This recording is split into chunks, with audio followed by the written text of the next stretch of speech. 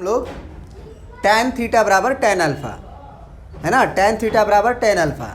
सबसे पहले तो आप जगह का नाम याद रखें। इसका नाम होता है 2n पाई और इसका नाम होता है आपका 2n प्लस 1 पाई। इसका नाम होता है आपका 4n प्लस 1 पाई बाई 2। इसका नाम होता है आपका 4n प्लस 3 पाई बाई 2। और ये बस एंटी क्लॉकवाइज वाला के लिए होता है, नहीं। चलिए कोई दिक्कत नहीं है, दोनों से हो सकता है। चलिए ये बढ़िया है। अब आप बताएं कि क्या हम इस अल्फ़ा को, सुनिएगा ध्यान से, क्या पहले ये कंफर्म कर लीजिए कि tan थीटा किस किस क्वाड्रेंट में पॉजिटिव होता है। First quadrant and third quadrant में। तो फर्स्ट क्वाड्रेंट को एंगल को लिखने के लिए हम अल्फ़ा के जगह पे ये भी रिप्लेसमेंट कर सकते हैं कि अल्फ़ा के जगह पे फर्स्ट क्वाड्रेंट को ऐसे लिख दें 2n पाई प्लस अल्फ़ा। नहीं लिख सकते हैं जी। और थर्ड क्वाड्रेंट को एंगल लिखने के लिए हम क्या लिख सकते हैं? थर्ड क्वाड्रेंट के एंगल को लिखने के लिए हम क्या लिख सकते हैं, बोलिए। यहां पे 2n प्लस 1 पहले लिखना पड़ेगा ऑड पाई और फिर प्लस अल्फा लिखना पड़ेगा, क्योंकि इस जगह का नाम है आपका कितना 2n प्लस 1 पाई। और उसमें कुछ जोड़ेंगे तब ना जाएंगे थर्ड में। तो इसका मतलब ये हुआ कि थीटा बराबर हमारा 2n पाई प्लस अल्फ़ा भी हो सकता है और थीटा बराबर हमारा 2n plus 1 pi plus alpha भी हो सकता है, जहाँ पे n बिलोंग्स टू इंटीजर होगा। अब ज़रा सोचो, दोनों इक्वेशन को कंबाइन करके अगर आपको लिखना हो, ये दोनों इक्वेशन को अगर कंबाइन करके लिखना हो तो आप क्या लिखोगे? 2n pi plus alpha, 2n plus 1 pi plus alpha, दोनों को कंबाइन करके आप खुद बता दो।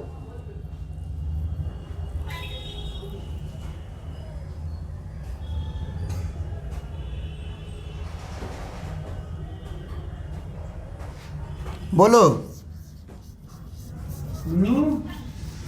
कंबाइनिंग बोथ इक्वेशन क्या लिखेंगे?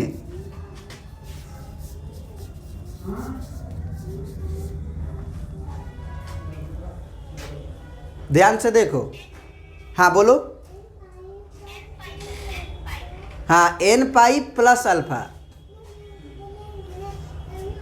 क्यों n पाई प्लस अल्फा? देखो 2n पाई भी है, मतलब इवन पाई भी है, तो भी अल्फा जोड़ा ही गया है, घटाया नहीं गया है। और अगर ऑड पाई है, 2n प्लस 1 पाई है, तो भी अल्फा जोड़ा ही गया है। मतलब कि इवन रहे तो भी प्लस ही अल्फा जोड़ा गया, ऑड रहे तो भी प्लस ही अल्फा जोड़ा गया है। तो क्यों नहीं हम इन दोनों का एक साथ कंबाइन नाम लिख दें n पाई, और डायरेक्ट हम बोल दें थीटा बराबर n पाई प्लस अल्फा, जहाँ n बिलोंग्स टू z होगा। क्योंकि 2 पाई प्लस थीटा भी लिखेंगे तो भी हमारा tan पॉजिटिव रहेगा, और 3 पाई अब प्लस थीटा लिखेंगे तो भी हमारा tan पॉजिटिव रहेगा। माने tan जो है वो n पाई पे ही रिपीट करने लगता है। समझ में आया बात? क्या ये बात समझ में आया या नहीं आया? नहीं आया तो आप n का वैल्यू रख के देख लो। n का वैल्यू मान लो 1 रखोगे तो 2 पाई प्लस अल्फ़ा आया, तो ये इवन पाई प्लस अल्फ़ा को दे दिया। तो इसमें ज़रा देखो तो इवन पाई को दे रहा है कि नहीं? ये इवन नंबर डाल के देखो। हाँ, ये हो सकता है कि n का वैल्यू इसमें जो डालोगे वही n का वैल्यू यहाँ डालने से नहीं आएगा, लेकिन जो सॉल्यूशन ये देगा वो सॉल्यूशन ये भी दे देगा। समझ रहे हो ना बात को? जनरल सॉल्यूशन दिखने में अलग हो सकता है, लेकिन जितना सॉल्यूशन ये कंटेन करेगा, जो जो वैल्यू ये देगा वही वैल्यू ये भी देगा। ये दोनों मिलके दिखने में वो अलग लग सकता है। बात समझ रहे हो ना? तो ये हो गया तुम्हारा tan थीटा बराबर tan अल्फा के लिए इक्वेशन। इसमें एक आध क्वेश्चन देख लो। अब tan थीटा बराबर अगर मान लो लिखा हुआ हो 1, तो हम क्या लिख देंगे, tan थीटा बराबर tan पाई बाई 4, 45 डिग्री पे 1 होता है tan, तो ये हो गया थीटा, ये हो गया अल्फा।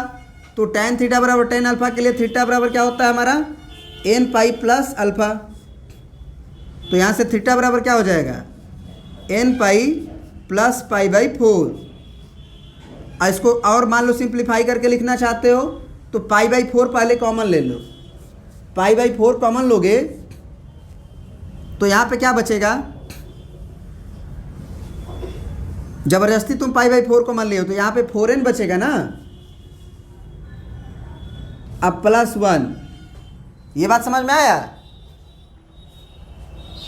अंदर भेज के देख लो, यहाँ से 4 4 कट जाएगा तो n पाई आ गया, फिर यहाँ भेजोगे तो पाई बाई 4 आ जाएगा। समझ में आया बात।